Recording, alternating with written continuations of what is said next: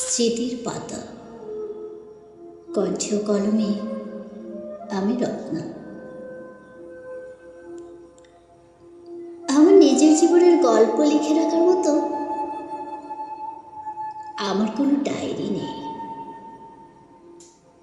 আমার বাস্তবতা লেখার মতো কোনো উপমাও নেই। আমার টুকরো টুকরো স্মৃতিগুলো বোঝানোর জন্য সাবলীল ভাষা, নতুন শব্দ চয়ন তাও আমার জানা নেই। মাঝে মাঝে অতীত মনে হয়, কেউ প্রশ্ন করে আমার মনে আছে কিনা। আমার জীবনের বাস্তবতাগুলো আমি কোথাও লিখে রেখেছি কিনা, আমার কষ্টের কোনো পিডিএফ আছে কিনা, কিন্তু কি করে বোঝাই। আমার এক একটা দীর্ঘশ্বাস, এক একটা নিদ্রাহীন রজনী, দুফোঁটা চোখের জল, প্রত্যেকটা এক একটা ডায়েরি, প্রত্যেকটা এক একটা জ্বলন্ত স্মৃতি, যাকে ভুলে যাওয়া সম্ভব নয়, যাকে কখনো মুছে দেওয়াও অসম্ভব। একটা কাগজের কতটা বিস্তৃতি আছে, কতটা অলিখিত ডায়েরির পাতা আছে, যেখানে আমার স্মৃতি লিখলে পুরোটা ফুরিয়ে যাবে না, যেখানে আমার কষ্টরা থাকলে পাথরের আঘাতের মতো ক্ষত বিক্ষত হবে না। সত্যি বলতে আমার হৃদয়টা একটা বড় ডায়েরি।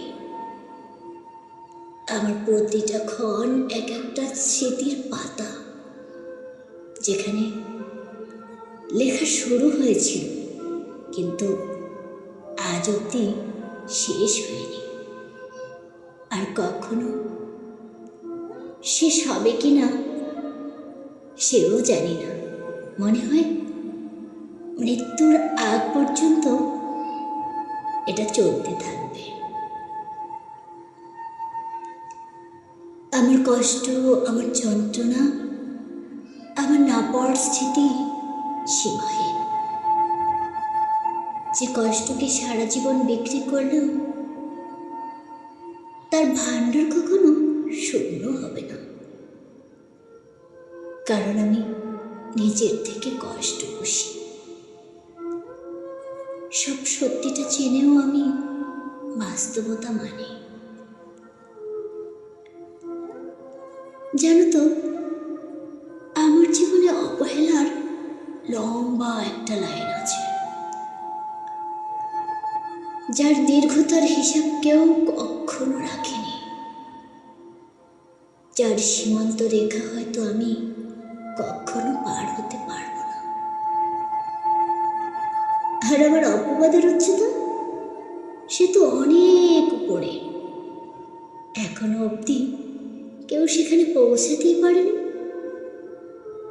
তবে যাই হোক, এসবে আমি কিছু মনে করি না, আর কখনো ভুলেও যাই না, কারণ আমার স্মৃতি পুরো জাগরুক, অনন্তকালের সাক্ষী।